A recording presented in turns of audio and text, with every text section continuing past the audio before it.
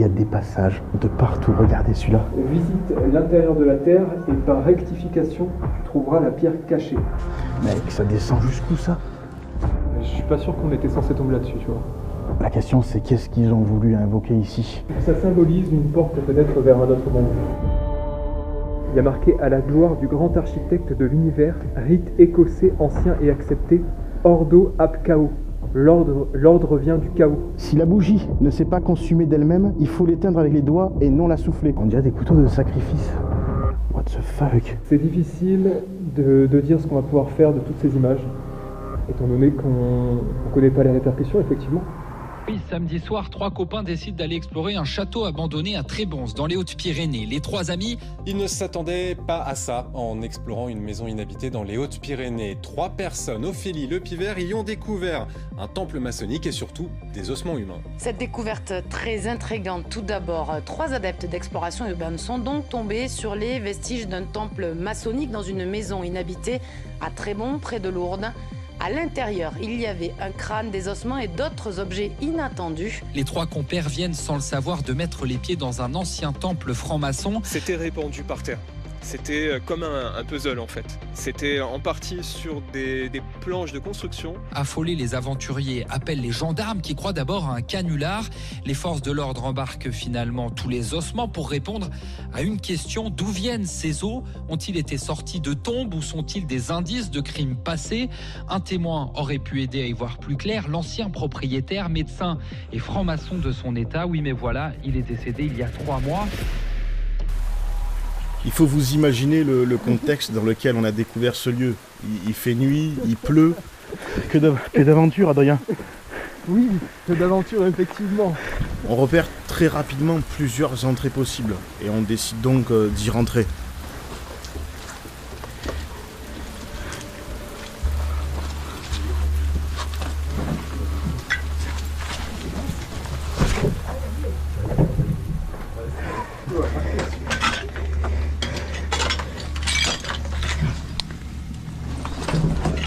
Les 5 premières minutes, j'en suis resté au stade monosyllabique. Je peinais à articuler et je touchais tout avec mes mains comme pour m'assurer que l'endroit était bien réel. C'est des galeries et des galeries qui descendent. Ça va là, là. Là on a un tableau de classe pour enfants. Je sais pas ce qu'il fait là. Orphelinat maçonnique. Rapport moral.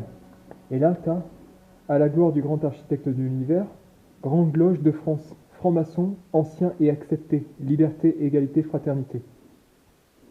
Année maçonnique 77-78. Rapport du grand trésorier.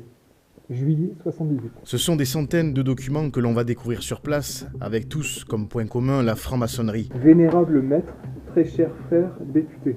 Vous le savez, il est presque impossible de donner une définition de la franc-maçonnerie. Certains spécialistes estiment même qu'il y aurait autant de définitions que de francs-maçons. On peut pas lire ça.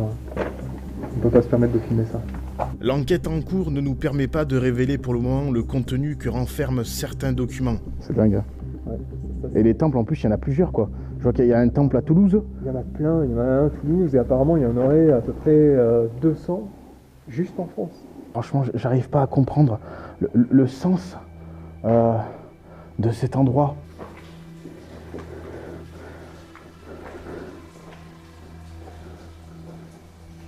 Et là, on a des instruments chirurgicaux, des couteaux, on dirait des couteaux de sacrifice. C'est vraiment bizarre, je vous jure, je sais pas ce qu'ils faisaient ici, mais... Ouais, là, il y a encore des électrodes, toutes sortes d'appareils médicaux. Ça, c'est... chaussures, des gants. Tout ça était resté caché sous terre depuis je ne sais pas combien d'années. C'est un véritable laboratoire. Barrière, champ opératoire chirurgical. Ah, c'était pour faire des séparations, pour opérer les gens, non? Pourquoi? C'est la question que je me suis posée. Pourquoi avoir autant de matériel médical et surtout ici dans ces souterrains? Tout était forcément lié. On a la chirurgie, la réanimation, la franc-maçonnerie, l'alchimie. Là, on a des masques respiratoires de plusieurs tailles différentes. Un respirateur volumétrique à pose réglable. Donc ça, c'est un poumon artificiel en quelque sorte. Ranima, tu vois, c'est... Ah, C'est incroyable. Hein. On est là, on plonge sous la terre.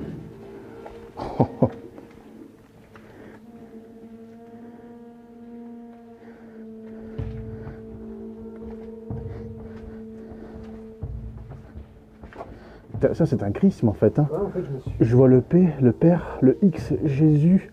Et là, tout en haut, t'as vu, t'as le 4 de chiffres, ce qu'on Ouais. appelle le 4 de chiffres, qui forme un triangle, donc la Trinité. Ah ouais, à droite, le compas des À droite, francs-maçons. Exactement. Et à gauche, l'étoile de David, qui avant représentait l'esprit et la matière. Sachant que le 4, c'était aussi les 4 évangiles et les 4 éléments. Donc c'est vraiment plein de symboles qui représentent tout un tas de choses et qui sont ici, certainement pas de manière anodine, Non, puisque c'est au-dessus d'une porte, donc au-dessus de quelque chose par laquelle on passait, tu vois.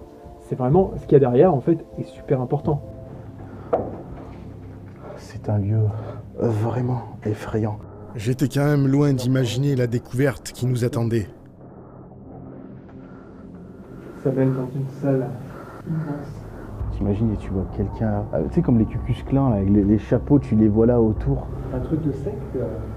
Oh, la pièce, elle est immense, elle est toute voûtée. Ouais, mais il y a eu des rituels ici, c'est sûr. Hein. Des sacrifices, va savoir. Ouais, il y a une arche avec, c'est quoi, on dirait une porte en pierre.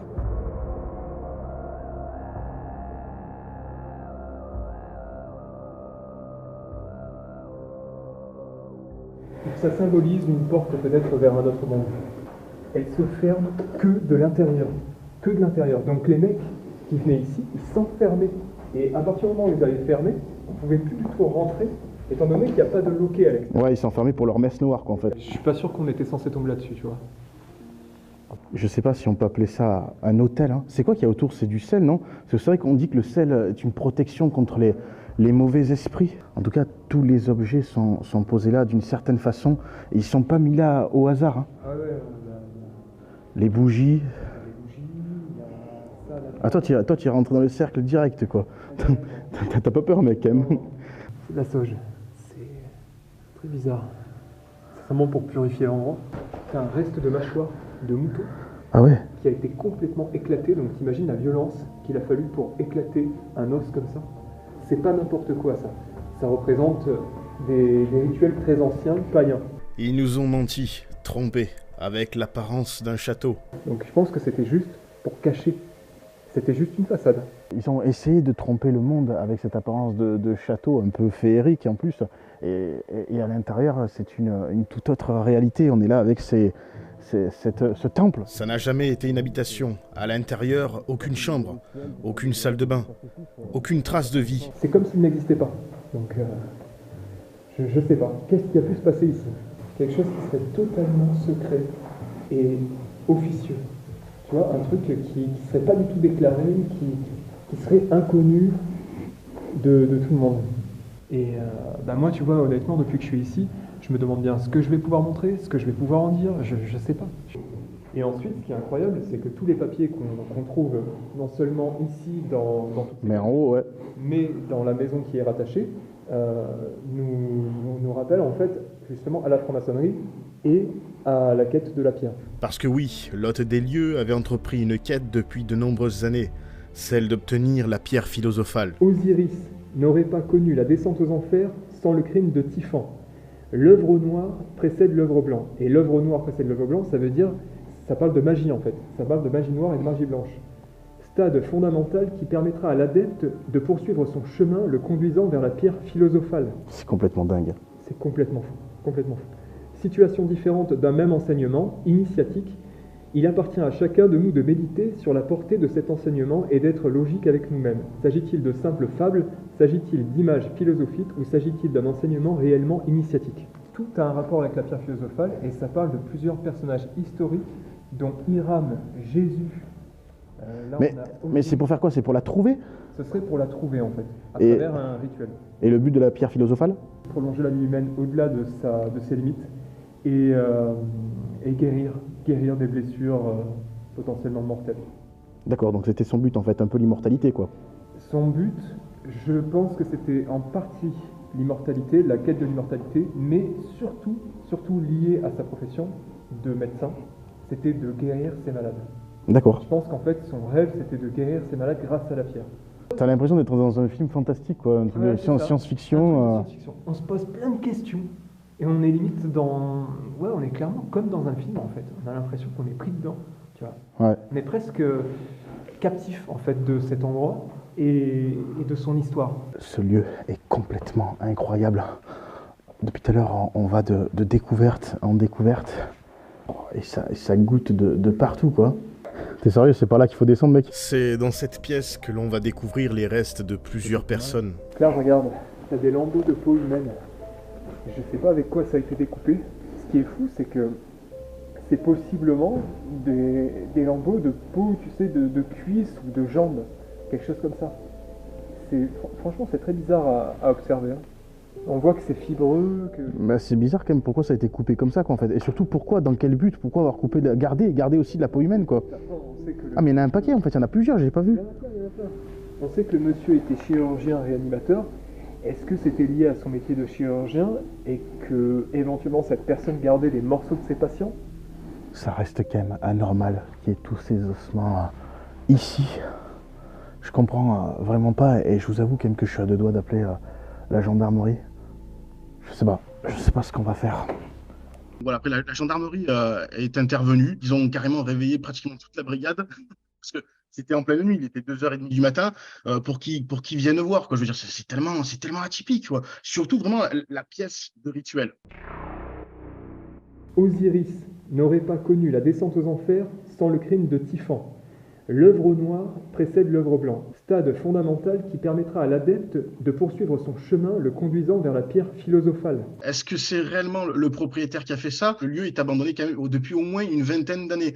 Donc peut-être que ce sont des personnes mal intentionnées qui ont commencé à s'approprier le lieu pour en faire des sortes de cultes voilà, sataniques. C'est l'une des explorations les plus atypiques que j'ai pu faire ces dernières années, quoi, en tout cas. Hein. C'était tellement improbable. C'est sûr que je suis pas prêt de l'oublier, quoi, en tout cas. Hein. Sacrifices, rituels occultes, école maçonnique, cela reste que des suppositions.